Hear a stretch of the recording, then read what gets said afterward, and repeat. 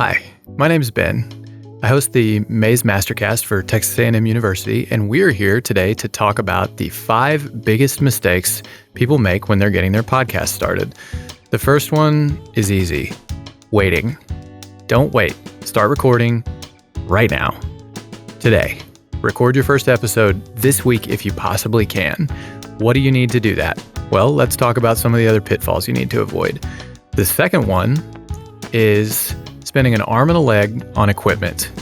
All you really need to get going is a laptop and a $50 snowball mic that you can find on Amazon, which we've linked below. If you want to be able to record anywhere, a $200 recorder will last you a lifetime. The third mistake you can make is not writing anything down. You want to just sit down and start talking. We understand that, and your guests may be comfortable doing the same, but they may not. So write down 3 questions, just minimum 3, just so your guest kind of knows where the conversation's going to go.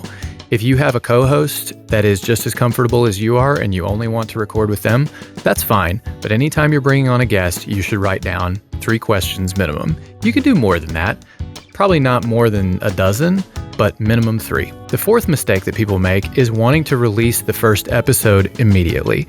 And we understand the rationale for this. You want it to get out there and see how it does. Really, you want to know if this is going to work.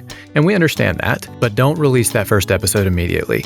You actually want 5 episodes recorded before you release the first one. And here's why. Your first 2 episodes are not going to be very good, most likely.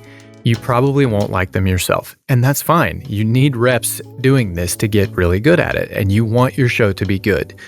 Then, after that, you want a few episodes in the can before you release, because your audience will not punish you if you ramp up your delivery schedule, but they will punish you if you ramp down your delivery schedule. What I mean by that is if you're releasing 3 episodes a week and then you cut back to releasing 1 episode a month, you're going to lose listeners. Not maybe, for sure.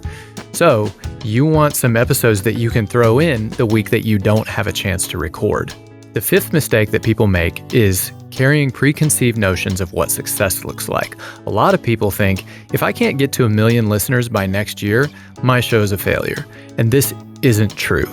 You should understand that the easy listenership in podcasting doesn't exist anymore. All of the easy finds in terms of a podcast immediately rocketing to success just because it's that good, that doesn't happen. In fact, it really never happened in the first place. Joe Rogan's show didn't have 1 million listeners until a few years ago, and now he's the best known podcast on the planet.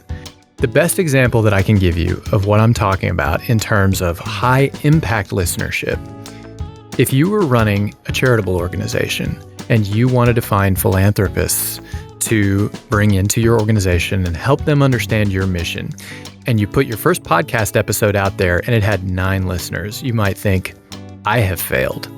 Single-digit listens. Well, what if every one of those 9 podcast listeners were also a philanthropic billionaire? You have succeeded. Unquestionably, you have succeeded. So it's not just about big glamorous numbers. It's about coming to understand your audience. We can help you do that. Click the yellow button. Let's get going.